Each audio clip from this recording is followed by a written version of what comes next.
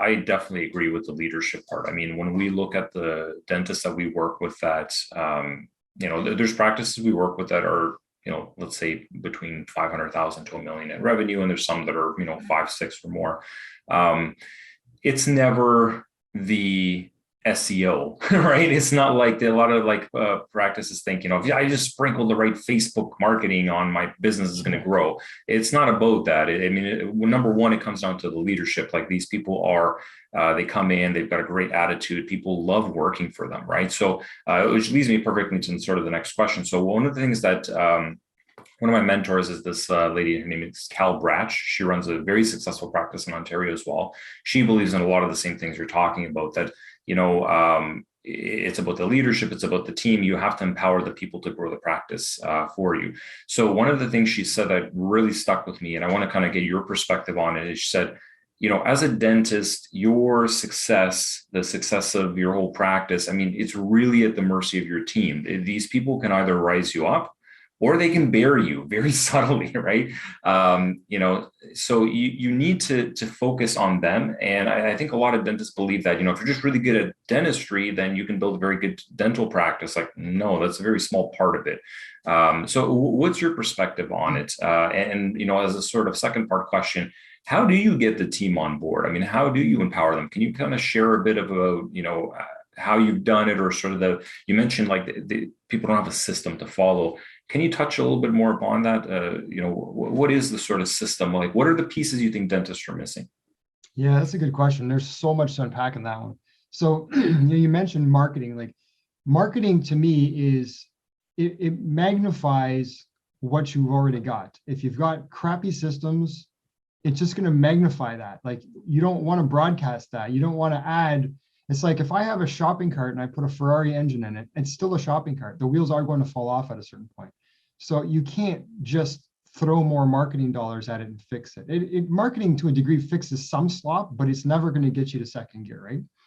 So if you back up a little and we look at just from a leadership perspective, and there's a few other ways we can come at this, and we just taught a leadership workshop last month. When you really break it down, your people absolutely make or break. There are study after study show this, that the leader, if the leader can engage the employees will engage the patients. So there are studies that show clearly that the sentiment of the employees about the business is the same sentiment that the customers have about the business. So that's interesting. I never heard that. Yeah, if your people, I agree with it. Yeah. Yeah, it makes sense logically, right?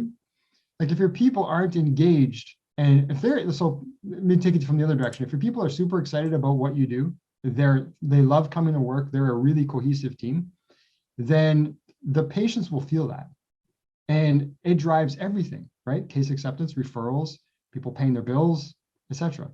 Now, how do you build that? So it backs up now to who's on the bus, who are we hiring?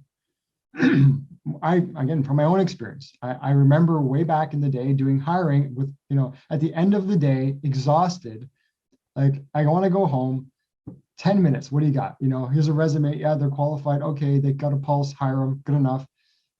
Which is horrible, right? But that's what we do. Yeah. So now, we have this, and we built this with tripling the practice. One of the things that we figured out was you can't just double the team, because then everything breaks. We have to go back and do it right. So we did it wrong, then we did it right, and the next doubling was really smooth. The first doubling was not so smooth. So, looking back, there's always, hindsight is 20/20, but we built this hiring system out that is really designed to get you the best people in the shortest time. And we do this. So last year alone, we hired about 196 people for dental offices, of which I think 140 were non-dental. So they were hired for, we hired them for their ability. So we have a few assessments that we run them through. These people scored at the top. They're great people. They're usually coming from food service and hospitality, and then we can teach them the rest. We can teach the dental stuff, right? The technical stuff is easy. That's 20%. It's the attitude and the drive you can't teach.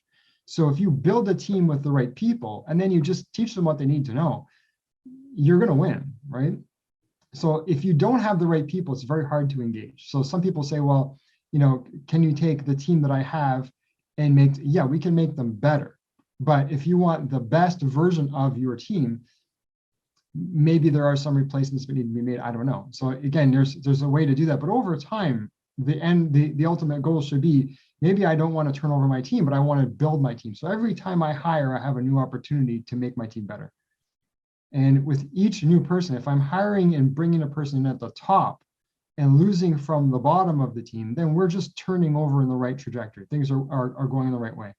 And then from there, it's just a matter of having that intentional structure where me as a leader, I'm putting my energy into my team, and especially into my key people, who are then helping to build the energy of the rest of the team, which then translates directly into the patients. You can't shortcut that by just trying to market, because then again, you're just putting a Ferrari engine in a shopping cart, and you can have the phone can ring from morning till night. You're just going to have a bunch of missed calls and a bunch of non-conversions because your systems suck.